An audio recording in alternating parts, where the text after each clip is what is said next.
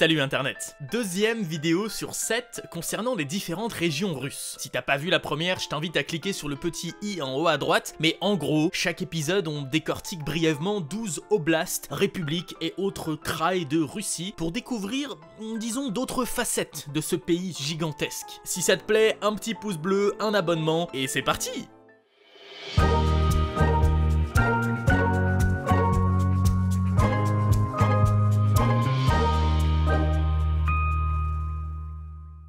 On s'était arrêté au Daghestan et puisqu'on voyage par ordre alphabétique, partons en Yamali, notre premier district autonome qui, je le rappelle, est une entité territoriale autonome, donc indépendante, mais sur les 4 du pays, 3 d'entre elles dépendent d'autres oblasts. Enfin bon, c'est compliqué, en gros faut se dire que la Yamélie dépend en grande partie de l'oblast de Tyumen, donc district autonome, et bof. Quoi qu'il en soit, on est dans le nord du pays, donc toundra, taïga, toundra, beaucoup de rivières, toundra, des marécages, toundra, masse de lacs et de la bonne grosse toundra. Ah ouais, et on a un petit bout de l'Oural à l'ouest. En gros, froid polaire, blizzard, gel, tempête, brouillard, été qui ne dure que 50 jours. Un endroit vachement hospitalier et qui donne vraiment envie.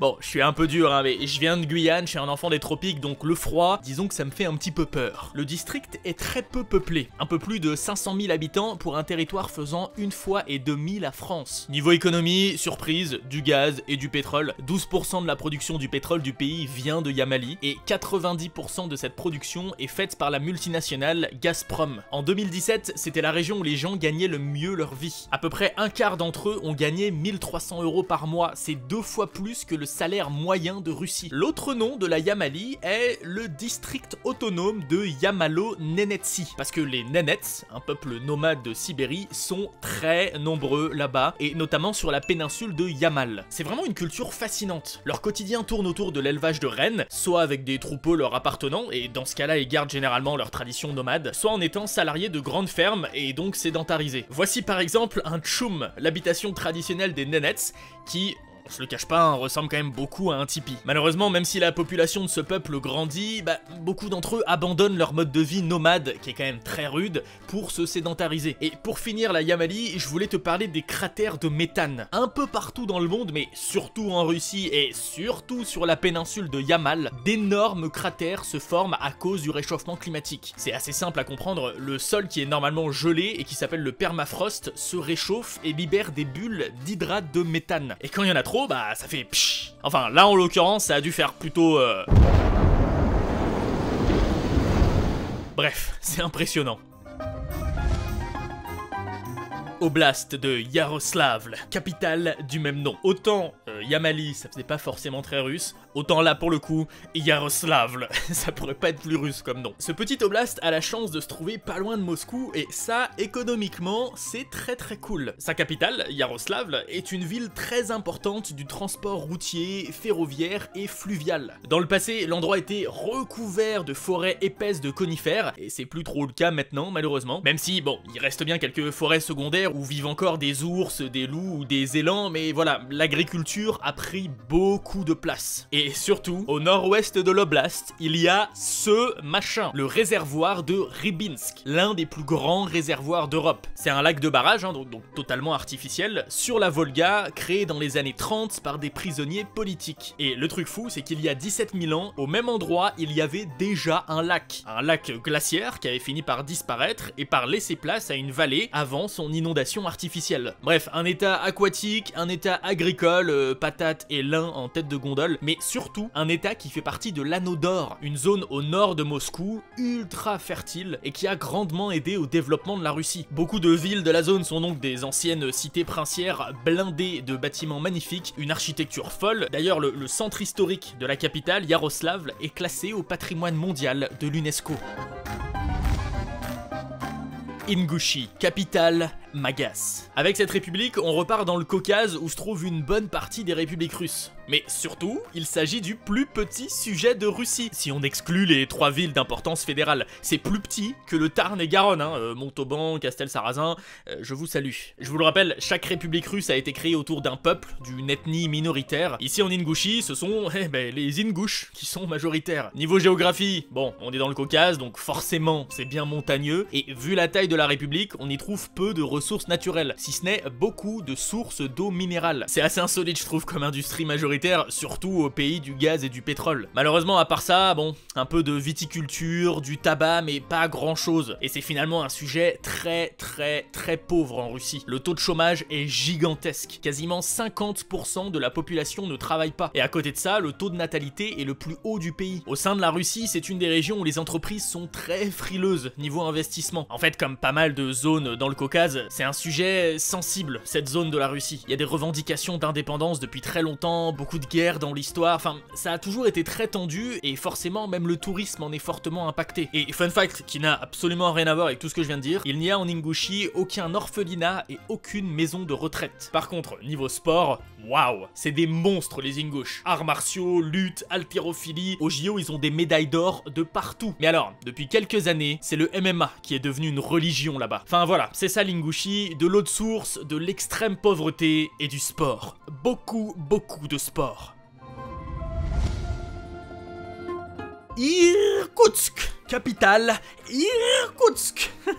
Je suis désolé, ce nom me fait beaucoup trop rire. L'oblast d'Irkoutsk est comme lové, comme enlacé par la République de Bouriatie dont on a déjà parlé dans la première partie et qui lui empêche d'avoir une frontière internationale avec la Mongolie. Cet oblast est le 5e plus grand sujet du pays. Il se compose principalement des collines et des larges vallées du plateau de Sibérie centrale. Au nord-est, on a le plateau de Patom et au sud-est, notre cher lac Baïkal ainsi que les monts Baïkal qui sont collés au lac Baïkal. Ce lac, je vais pas en reparler maintenant, je t'invite à aller regarder la première partie, d'autant plus que l'oblast d'Irkoutsk a beaucoup moins d'interactions économiques ou écologiques avec le lac que la République de Bouriatie, principalement parce que parce qu'il y a des montagnes de ce côté-là du lac, c'est moins pratique pour l'exploiter. Niveau industrie, enfin, une région qui n'est pas dominée par l'extraction d'énergie fossile. Bon, elle produit quand même 9% du pétrole transformé ou encore 6% du charbon extrait en Russie, mais c'est clairement le bois qui domine le game à Irkoutsk, et sous toutes ses formes. En même temps, cette oblast est une forêt géante. 15% des exportations de bois,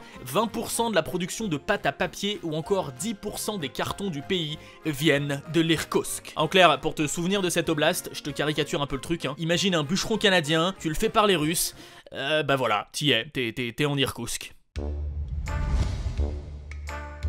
Oblast d'Ivanovo, capitale du même nom. C'est quand même pratique ça, hein, quand même, pour les noms de capitales, pour s'en souvenir. Ok, on a parlé juste avant de l'oblast de Yaroslav, qui est juste là, et c'est parfait parce que les deux régions sont assez semblables sur bien des aspects. Déjà, l'oblast est essentiellement composé de plaines, de rivières et de lacs. Depuis le 18e siècle, il est considéré comme l'oblast du textile. Il fournit un tiers du coton du pays, et l'écrasante majorité de son industrie tourne autour des vêtements, même si l'agriculture standard, si j'ose dire, est bien présente. Industrie laitière, bétail, pommes de terre, lin, avoine, seigle, etc. Comme l'oblast de Yaroslav, l'oblast d'Ivanovo se trouve dans l'anneau d'or, l'arrière-pays de Moscou. C'était donc pendant très longtemps le garde-manger et la garde-robe de la capitale russe. De très riches familles s'y sont installées et on peut encore voir de nos jours, en visitant certaines villes, cet impact, notamment en observant l'architecture de beaucoup de bâtiments ou le développement culturel rayonnant. L'un des plus grands réalisateurs soviétiques, Andrei Tarkovsky, a vécu dans cette oblast et on peut notamment y visiter sa maison. Il y a même un festival international du film qui a lieu tous les ans à la capitale Ivanovo qui lui est dédié. Et puis, comment ne pas faire un mot sur le tourisme nautique? Les Russes adorent faire des croisières sur la Volga, à tel point que c'est un des secteurs qui fait le plus tourner l'économie locale. Bref, l'oblast d'Ivanovo, il fait un peu rêver, hein, champêtre, artistique, avec une forte histoire ancrée dans les villes et les bâtiments d'exception. J'irais bien y passer des vacances, honnêtement. République de Kabardino-Balkarie, capitale Nalchik. Et on repart dans le Caucase septentrional, là où il faut marcher sur des œufs si on ne veut se mettre personne à dos, tellement la situation est tendue, politiquement parlant. On a parlé tout à l'heure de l'Ingouchie, et même si on a l'impression que les deux régions se touchent ici, non. L'Ossétie du Nord, Alanie, passe au milieu, et les deux républiques sont à 5 km l'une de l'autre. La géographie de cette république est très escarpée. D'ailleurs, si on considère que le Caucase se trouve en Europe, alors le mont Elbrouz est le plus plus haut sommet du continent, puisqu'il culmine à 5642 mètres, contre 4809 pour le Mont Blanc. Le reste de la région est assez boisé, et bon bah, montagne oblige, il y a de l'eau absolument partout, et notamment de magnifiques cascades, comme les chutes de Shegem. Comme les Ingouches ou les Ossètes à l'est, les Kabardes sont l'ethnie dominante dans cette république, et on y trouve donc tout au long de l'année beaucoup de fêtes folkloriques, de festivals et d'événements qui promeuvent la culture de ce peuple. Quand même dit le mot promeuvent. En ce qui concerne l'économie, la région est historiquement très portée sur l'élevage de chevaux et de moutons, mais on y cultive aussi beaucoup de céréales, de tournesol ou encore de chanvre. Et on exploite quelques gisements de tungstène et de molybdène. Comme partout dans le Caucase septentrional, le tourisme n'est vraiment, mais alors pas du tout développé, et encore moins le tourisme international, et c'est ma foi bien dommage. Je veux dire, regardez-moi ces lieux, regardez-moi ces festivals de danse. La culture kabarde a l'air folle, et les paysages de la République de Kabardino-Balkarie donnent juste trop envie.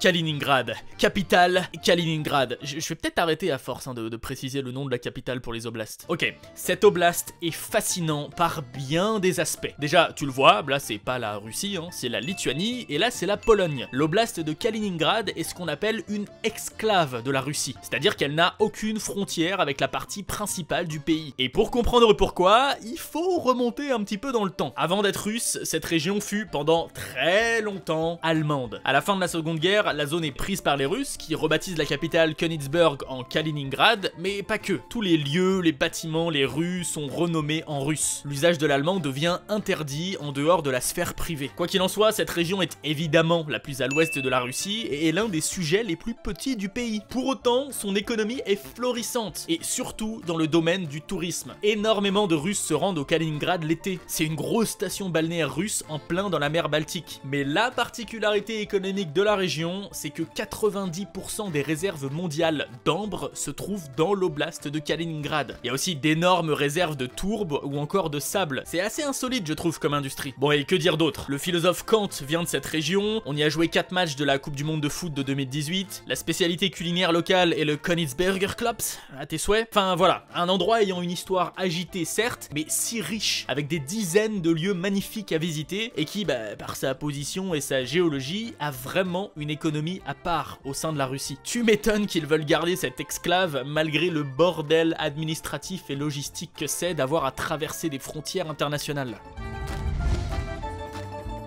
République de Kalmoukie, capitale Elista. On en aura fait des républiques du Caucase dans cette vidéo. En même temps, elles sont toutes si uniques, je suis ravi. La Kalmoukie déjà, c'est un peuple, les Kalmouks. Une ethnie originaire à la base de Mongolie qui s'installe dans la région au début du XVIIe siècle. Et puis, anecdote rigolote, à la fin du XVIIIe siècle, certains d'entre eux sont retournés vivre sur leur terre d'origine, et entre eux, les Kalmouks n'ayant pas fait le voyage s'appellent les Kalmiks, littéralement ceux qui sont restés. Cette république est extrêmement pauvre, son économie ne représente que 0,08% du PIB de tout le pays, c'est vraiment pas beaucoup. L'écrasante majorité des revenus provient de l'agriculture, et encore, pas de bol, le climat est très sec. Beaucoup de steppes, de déserts, très peu de pluie, et c'est pas la joie. Ce qui est paradoxal avec ça, c'est que le système éducatif est très développé. Plus de 14 000 personnes travaillent dans le domaine de l'éducation, et quand on sait que la population est d'environ 280 000 personnes, ça fait une personne sur 20 qui bosse dans l'éducation. Et comme pour chaque république, la culture est très centrée autour de l'ethnie majoritaire. En venant de Mongolie il y a 500 ans, les Kalmouks ont ramené leur religion, qui pratiquent encore maintenant, et qui est une forme de bouddhisme tibétain. C'est pour ça qu'il y a beaucoup de temples bouddhistes en Kalmoukie. La région est aussi constellée de monuments archéologiques, et en particulier des tumulus funéraires. Et puis, bien évidemment, je ne peux pas vous parler de cette région sans parler des échecs. C'est pire qu'une religion. L'ancien président de la République de Kalmoukie, en plus d'être blindé de thunes, est un fou d'échecs et a fait construire Chess City, une ville entière dédiée à cette discipline.